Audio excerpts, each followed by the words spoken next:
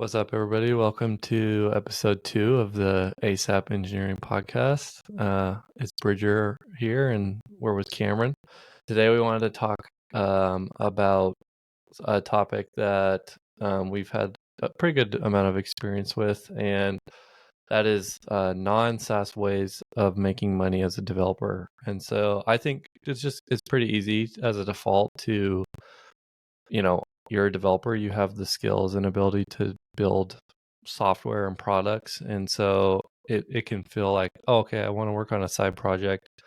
I want to, unlock extra income and get away from my day job, right?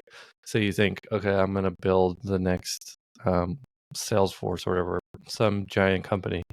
And so you start out and you come up with a product idea and just, hit the ground running. And I think that's great. Like, we do that also all the time. We have multiple products that we work on and that we've launched, and it's not bad at all. And I think it's fantastic. But we just want to talk. Sometimes I feel like it's developers. It's hard to know, like, what are the other ways, and like how maybe can I apply my skills that I have as a developer to make money in a different way than like what's standard, I would say. Yeah, I think people get hyper focused on SaaS, but there's like a lot of other ways to make money. And I feel like there's a lot of other like easier ways to make money that's not SaaS that people just don't talk about. Yeah, totally. Yeah, and I think too, like, the skill set that you gain as a developer and as somebody who is technical can really be applied to a lot of different areas, and it's a valuable asset in pretty much every industry. And so, yeah, there are like a lot more ways to make money, right? Like you said, that maybe even are easier than launching and shipping a SaaS product. Yeah, totally. Yes, maybe we can get into them. The first one, it's probably kind of an obvious one, but consulting, right? So basically trading your skills for money. I think that most people probably are working full time at a company, but then there's always opportunities to do hours outside of it or to do consulting projects. I think with this one though, it's like pretty straightforward. I think a lot of questions people have is like, how do I charge for my services? Or like, how do I find gigs? Like, what's the best place to find gig work? We haven't had luck with, I guess we haven't tried. We've never really been on Upwork or TopTal or freelance.com or anything, but I guess I've heard of people having success there. I think the issue, especially being we're in the United States, it's hard for us to compete with people that are freelancers in some other countries that have honestly like been doing it for much longer. Like there's a ton of people that have been doing it for longer in certain parts of Europe, India, Bangladesh, and we're just not going to be able to compete with them. And we won't be able to land the type of contracts that they do. So we kind of try to focus on like other niches, I guess, or other like markets. We can talk more about that in a little bit, but then I think the other piece of it is, just like finding contracts. Like, how do we find them? I guess we could talk about that. Yeah. I think like something that's important to say too, like, is I think it's good to start from like, who are the clients that I want to land, and then work backwards and say, where are they located? Whereas, like, we talked about Upwork, that type of thing. The people who use Upwork are, folks who don't have the ability to, build a website or create an app. And so they'll like come up with an idea and then be like, how can I cheaply build this? And then they'll go to Upwork and look for somebody for cheap to build them something, right? And so, like, I just think I've never done Upwork specifically, but I have worked with a lot of clients who just want cheap, especially like early in my career. Like, it's, you're just trying to get any work you can. And so you're willing to be like, yeah, I'll work for so-and-so's cousin who needs help with whatever. And then it turns into a nightmare because they have, this crazy idea that isn't really like fleshed out, and the like scope of the work can easily explode and get huge, right? And so and no money to pay you. Yes, exactly. And the which money is happens all low. the time. Yes, Yeah. exactly. And so, yeah, like what me and Cameron have done more recently, and this will like tie in with number two, like a number two way to make money, but is like using socials, like social media to find social media and connections are our main sources of finding consulting work. So yeah, so like social media, what I mean by that is like content creation, which we'll talk about here in a second more. But then through a network, like we have a mentor that's like amazing at networking and has taught us really the value of networking and just staying connected to like previous connections and then always looking for opportunities to network to new people.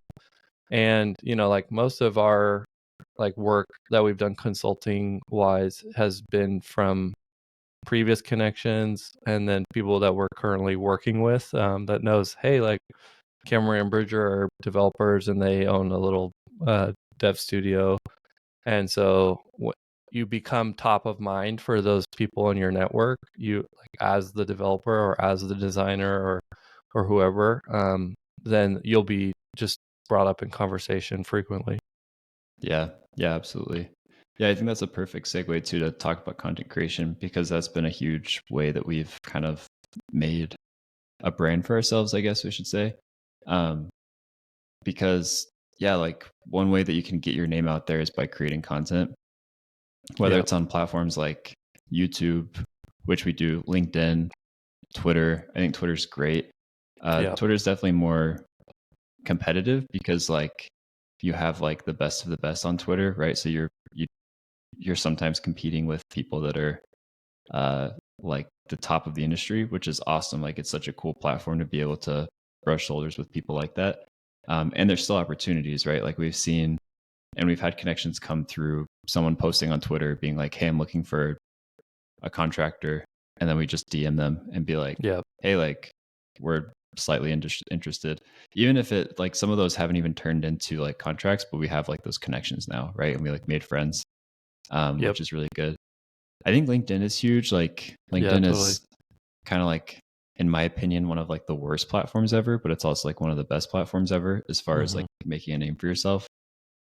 Um, I've heard being active on LinkedIn being called like climbing the cringe mountain, and it's like Yeah. it's kind of true. Like you go on LinkedIn and it's like all this cringe content about people like either flexing on other people or kind of like bragging about themselves.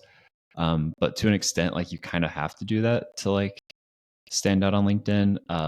But what I do like about LinkedIn is that you don't have to be like, it doesn't take that much effort to be super genuine because everything on LinkedIn is like so fake. And Yeah. so if you put like just a little bit of effort into making something and putting it on LinkedIn, people like see you as like a true voice in that space. For instance, like if you build something just for fun, like just post about it on LinkedIn and don't be like the classic LinkedIn and say all the cliche things, but just be like, oh, like I worked on this and I learned about this. And like, here's the things that I did. Here's the things I should have done better. And here's the end result. And people, because they're so used to just seeing like so much sales garbage and stuff on LinkedIn, I feel like that stands out. And then people are like, oh, wow, like this person really knows what they're talking about. And I Yeah. feel like LinkedIn is a great platform to make a name for yourself as a developer in front of people that are non-technical. Like there's way more people that are non-technical than technical on LinkedIn. And so when they do see someone technical, like Bridger said earlier, like you're top of mind Yeah. immediately in those people's minds. Yes.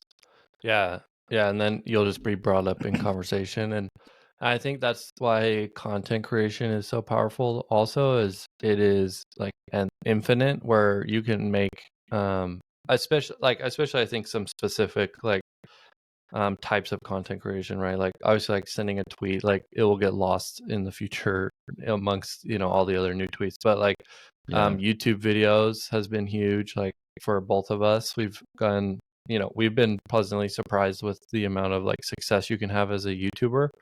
As a developer, there's a big following and I think like a lot of us have learned a lot of our skills from YouTube. And so, for a developer, YouTube's a great place to start doing some content creation. And it doesn't need to be that complex, right? Like you can just, you know, do a voiceover. You don't even have to do a voiceover. You know, me and Cameron both started by doing what we call just like lo-fi and code with me, where it was literally just like some free lo-fi, and then we put it over top of like a screencast of us just coding, and like did surprisingly well, you know. And then from there we've branched more into like, you know, we've done some faceless content where it's just us talking over a screen share, and then we've done like just a couple like floating heads, where you just, you know, talk about your code and what you're working on. And you know that it's like all those things. Yeah, like maybe we haven't had from YouTube directly, like we haven't gotten a new client for consulting, but like all those things are just building your brand and building your network, right? And so you'll see like a lot of these things are very intertwined, which is actually awesome because it's a great opportunity for us as developers to not only grow like products and be able to sell them, but also to grow like a following, and then everything else gets easier, you know, following that. Yeah. Yeah. I think content's like so powerful because, like you said, you're growing an audience. And then there's also, when it gets to a certain point, like if your content does take off, then there's like other ways to monetize it because you can get paid through YouTube monetization, Yeah. podcast monetization, things like that. I mean, there's also like some companies will pay to write blog posts. Like we've had that before where people Yes. reach out to us and say like, hey, like this is a really cool project that they just saw on Twitter that we were like using their like their like platform as a SaaS or like their Yeah. tool. And they're like, hey, like this is super sick. Like, would you write an article about it and we'll pay you like $500 or whatever. Yeah. So I mean, those things happen too. So it's like you just can't go wrong with creating content because it's just going to help you in so many ways. Yeah, totally. And I think like the mentality to have is the same as like, you know, launching a SaaS product or whatever. It's just like to start small and just ship, you know, what you have, and like iterate from there, you know, like Purcell says, iterate to greatness, right? So Yeah, it is like you just need to get out there, and then, you know, it's slow. Like it is slow. You're not going to get 20,000 followers overnight, you know, but you know, we've seen as we've been consistent at creating content that our followers have grown, our following has grown across the board, and you know, it just makes everything else easier because you're able to get more retweets when you launch a new product. You're able to sell like courses, you know, coming down to like so email subscribers. And so yeah, that's something maybe we can talk about too more. I mean, we haven't had a lot of experience with doing an online course yet, and like I do honestly see like us getting to that point, but that is something I've seen a lot of, you know, like these like YouTubers and Twitter like leaders in the world of development and coding, like they will go into making their own course. And for me, you know, like following these people, it's I trust them, and I've seen like a lot of content from them, and they've given me a lot of value. And so from there, I'm willing to like easily go in and get a course. I think a good example is like Fireship. You know, we love Fireship IO on oh yeah, YouTube, and so he, you know, we were working on something that we needed to set up Stripe with, and we're just like, you know, it's pretty complicated and hard with the specific stack we were using at the time. And so we actually like, yeah, Fireship had a video about Stripe and was like, here's like the overview of it and the SDK and the API. And then he was like, I have my course online as well if you'd like to buy that. And we, you know, we bought it easy. So yeah, yeah. yeah. I think courses would be an interesting play to move into. I think a lot of people do super well with it.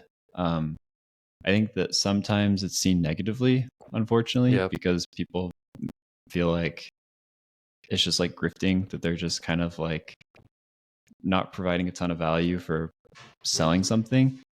And it makes sense because there's like a lot of courses like that in the world, but people that do it really well, right? Like they do really well with it and they make a ton of money from it, and it's like providing real value, like Fireship. Um, there's a ton of other ones on Twitter. There's like some really good design courses that we've done. Um, is it Build UI? Build UI is like great. Yeah. We've paid for Build UI, and there's some Yeah, I where it's love like Billy Joy. totally worth it.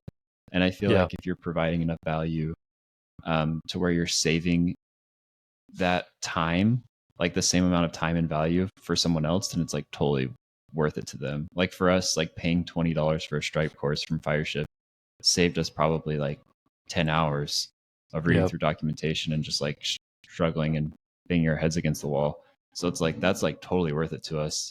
But Yeah. again, I think it goes back to like having an audience, because you kind of need an audience to build a course, to sell a course, and you kind of have to like have created authority in a space with your Yeah. audience. But Yeah, totally. Yeah, and I think the issues do arise when it's like you prematurely try to create a course or something before you've had like the yeah, experience from consulting or the experience from, making hundreds of videos or whatever. And so, yeah, I do think that's important. I was listening to a podcast the other day or it was actually a talk at a conference with Chris Dew, who is the founder of The Future, which is like content for design freelancers and things. It's awesome resource. Tons of videos. You've probably already seen him around. But um, one thing I really liked that he brought up was the 911 rule, and that's where you offer 9 pieces of free, high value content, and then 1 piece of personally relevant content, like a story or something personal, and then you can offer 1 piece of paid content. And that I liked that like philosophy of like basically you're trying to add so much value to somebody's life or career that it's a no-brainer when you come out with a course or a product, and then it's like, okay, yes, obviously, like I've been following this person for so long, like I'll pay the $100 or the $30 or whatever to get this like piece of valuable content from them that someone I already trust. And so yeah, I yeah, think that absolutely. yeah, I think like it's definitely like I guess we've kind of like morphed into talking a lot about like building an audience, and like I've seen, yeah, it's just what's cool about that is like it's like scalable, and it allows you so many other opportunities to make money. And so yeah, it's like it is putting yourself out there, and it's not the easiest. That's why not a lot of people do it. But by trying your best and just trying to build an audience, like opportunities will present themselves, I think is kind of like the Yeah, moral of the story so far. I know, definitely. Yeah, like we have on the list like other things that you can do, but I think they all go back to audience. Like we can just kind of talk about it really briefly, but like selling products, right? So if you have a SaaS, if you have an audience to sell to or a problem to solve, then you're more likely to be successful with that. Uh, but yeah, other than SaaS, right? You can sell like templates, themes, plugins. People do super well with this. Yeah. Or just like selling small productivity tools, like one-time purchases type thing. Yeah. A lot of people have like a starter now too. I've seen like people sell Yeah, starters. that's true. A ton of people have starters. Another one, I guess, that we haven't really talked about, but is kind of falls into that audience category, but also not, is like affiliate marketing. I guess like it does rely on audience, but you can build sites, right? Like the unique thing about being a developer is you have the ability to build things, and you can build these sites that can rank on search engines, and then utilize organic traffic, and then you can start to monetize that. And that's kind of a play that Bridger and I really like to use, is kind of this idea of PSEO, programmatic SEO, is using code, AI, just like our whole tool belt of things that we have available to us to build these websites fast, get traffic to them, and then start to monetize them. And I feel like that's a super good way to just build revenue streams as a developer. And it's again like not easy. There's a lot faster ways probably to make money, but it's what we're good at and we enjoy it. And so that's kind of one of our playbooks that we like to use. Yeah, yeah, totally. And I think we should do like we'll probably do like a full episode on like programmatic SEO and how we Yeah. do it, to give kind of people like a starting point. But yeah, I think like you're totally right. Like we do it because it matches our skill set. And I think another huge benefit is you can do it for very cheap, like Yeah. as a developer, we know how to, you can use a Vercel front end for free on your hobby plan, and then you can set up a $2 a month WordPress, to use as like a back end for like a headless system. Totally. And it's like, it's a superpower to be able to do like something that other people are doing and making a lot of money with, but you can do it for cheap and where there's basically no risk to you other than losing time, Yeah. Yeah, totally. It's not like you're going to lose money. And it's crazy Yeah. how much information is available freely on the web that just needs to be aggregated and then put in one Yes. place, right? But there's like a ton of micro markets that people want this information. Yeah, totally. Yeah, well, like we've covered, 5 good topics in the world of how can you make money as a developer other than SaaS, right? We've talked about freelancing, consulting, creating content, building an audience. Then after you have an audience, selling online courses or digital products. And then finally talking about like another way to like scale your efforts as a developer is, through affiliate marketing and programmatic SEO. And I think like all these things can be their own episode and we can go in more in depth, right? And so, yeah, but I just like to hear too, like if anyone else has like ways that they've seen like that's been really useful for yourself as a developer, and then anything you've made money with that we miss, right? There's obviously hundreds more, and a lot of like really niche stuff that people are making, tons of money off of. And like somewhere I like to always look to get my creative juices flowing is the Starter Story. They have a great like newsletter too about this, and like, these people who just took what they were good at and then took something they were interested in and then built a site around it or a product around it or a newsletter around it. And like it is a superpower that we have to be able to like build something that we have in our brain and to ship it. And so that's like, I guess what we would encourage, is just find something you love and then find something you're good at, put them together and try to ship something that can make some money for you. Yeah, just keep shipping it. It might not make money today, but it might in, 3 to 6 months. So just ship it and see what happens. Sweet. Yeah, totally.